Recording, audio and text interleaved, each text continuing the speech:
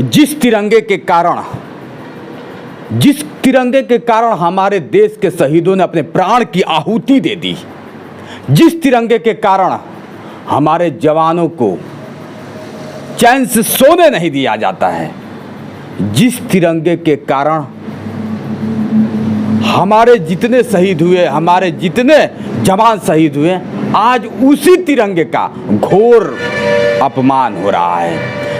जानिए, आप देख रहे हैं वीडियो के माध्यम से कि उस तिरंगे को एडीएम साहब इतनी लाठी से मारते हैं, इतनी लाठी से मारते हैं। क्या अब अपमान नहीं हो रहा है? अगर कहीं एक आम व्यक्ति, आम नागरिक भूल से उल्टा तिरंगा लगा देता है तो उसे कानून सख्त से सख्त कार्रवाई करती है, उम्र कैद की सजा सुना देती है। क्या इनको उम्र कैद नहीं होना चाहिए? पूछता है भारत और पूछता है इस देश का जवान, कब तक सहेंगे हम तिरंगे की अपमान? एक अभ्यर्थी उस तिरंगे से अपनी जान बचाता है और एडीएम साहब लगातार लाठियां बरसाए जा रहे हैं। क्या ये देशद्रोही नहीं है? इनको देशद्रोही का क्यों नहीं आप इनको देशद्रोही करार करते हैं?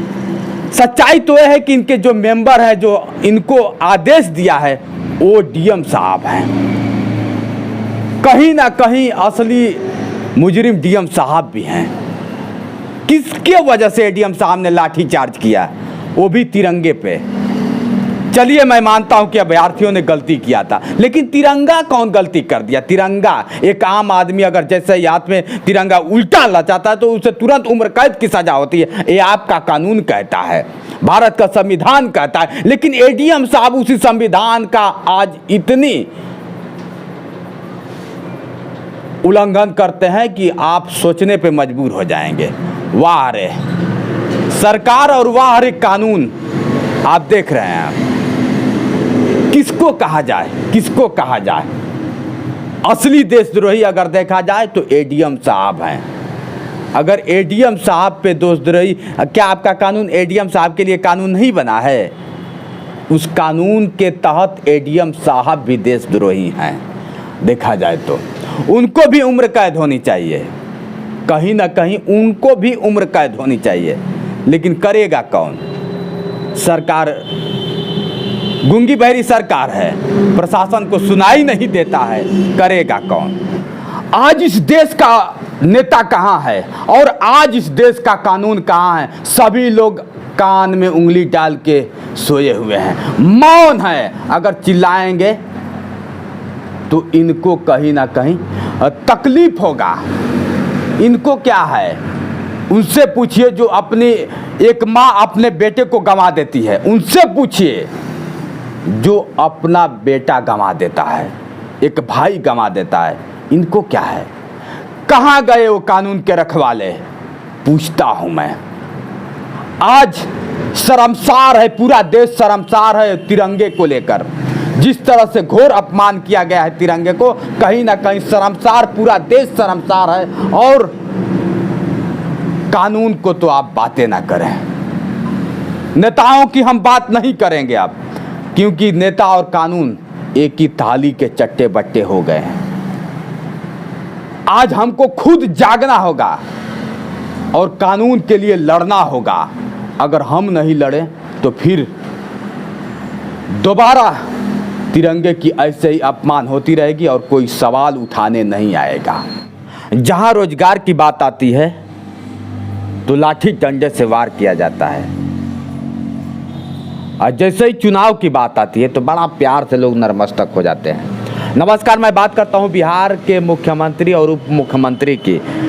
मुख्यमंत्री पलटू चाचा की कहानी यूँ है कि कई बार पलट ये पहले भारत के मुख्यमंत्री बनेंगे कि कई बार शपथ ले चुके। भारत प्रधानमंत्री ये बने चाहे ना बने, लेकिन मुख्यमंत्री बन बन के इतनी बार शपथ ले ली कि आप परिकल्पना करना बड़ा अजीब हो जाएगा। मैं बात करता हूं कल गर्दनी बाग की। गर्दनी बाग में जिस तरह से अभ्यर्थी के ऊपर लाठी चार्ज किया गया, उनके कान तोड़ दिए गए, उनके मुंह तोड़ दिए गए, उनके जबड़े तोड़ दिए गए कि बोलेंगे नहीं। एडीएम आप समझ सकते हैं। पुलिस प्रशासन एक अलग होती है, एडीएम अलग होता है। एडीएम का अधिकार नहीं है, पुलिस का भी अधिकार नहीं है कि किसी के ऊपर लाठी चार्ज करे। आखिर ऐसा क्यों हो रहा है? नौजवान जब जब अपनी अधिकारों की बात करते हैं तो लाठी खाते हैं। क्या यही है स्वतंत्र भारत? इससे अच्छा तो मैं समझता हूं कि अंग्रेजों की शासन था, कम से कम रोजगार के लिए लाठी तो नहीं खाते थे। अब सुशासन बाबू थे, डबल इंजन की सरकार थी। ऑन द स्पॉट इन्होंने फैसला ले लिया कि मैं अब मुख्यमंत्री नहीं रहूंगा। मुख्यमंत्री पद से इस्तीफा तो दे दिया, मोदी जी को भी फेल कर दिया इन्होंने। जैसे ही जिस दिन इन्होंने इस्तीफा दे दिया उसी दिन मोदी जी को भी फेल कर दिया। लेकिन क्यों ऐसा हो रहा है? आए दिन अभ्यर्थियों के ऊपर, जैसे 6वीं 7वीं ऐसे आपने कैसे वो भी मांग कर रहे थे। गुनाह यही है कि हम अगर अपनी अधिकारों को मांगते हैं तो हमें मौत का सामना करना पड़ेगा। हमें अपना मुंह तोड़वा कर, अपना हाथ पैर तोड़वा कर अपने अधिकारों का कहीं ना कहीं चुकता करना पड़ेगा।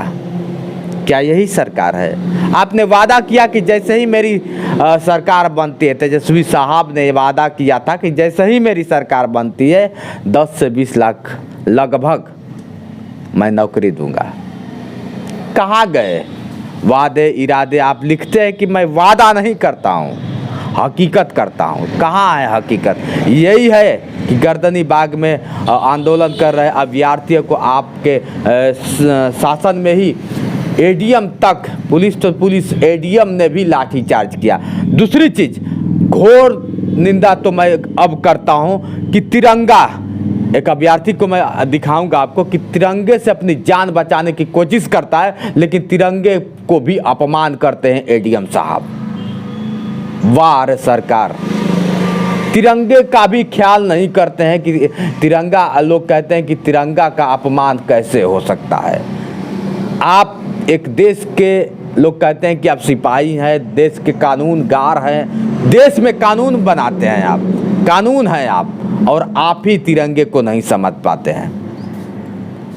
अभ्यर्थी तिरंगा बार बार तिरंगे से अपने आप को ढकता है, लेकिन ये बार बार उस पर लाठी बराबरता से मारते जाते हैं, यूं इस कदर मारते हैं कि उसके नाक से, उसके मुंह से ब्लड आने लगता है। यही है सरकार आपकी।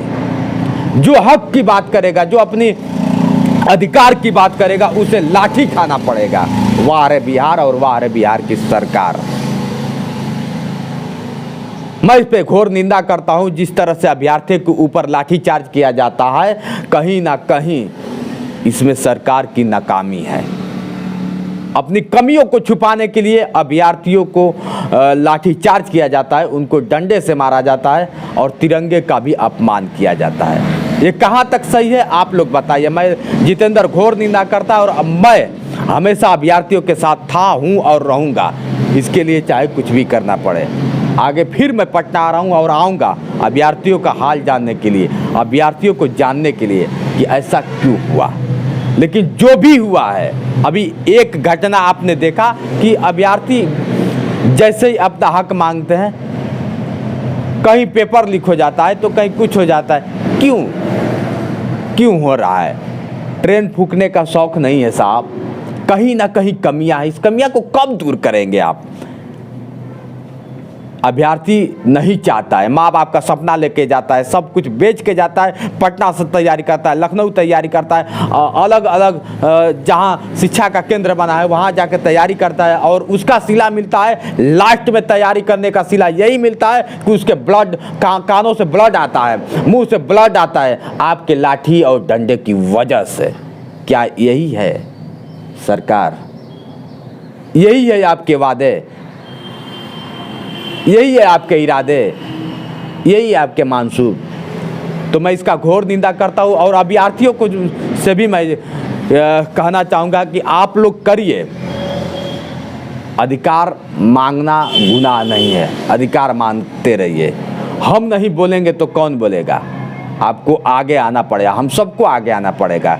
चलिए दोस्तों, आज के लिए बस इतना ही। बने रहिए वीडियो के साथ। मैं हूँ जितेंद्र दिव्यांग और आप देख रहे हैं मेरा यूट्यूब चैनल जोश एक्सप्रेस। नमस्कार।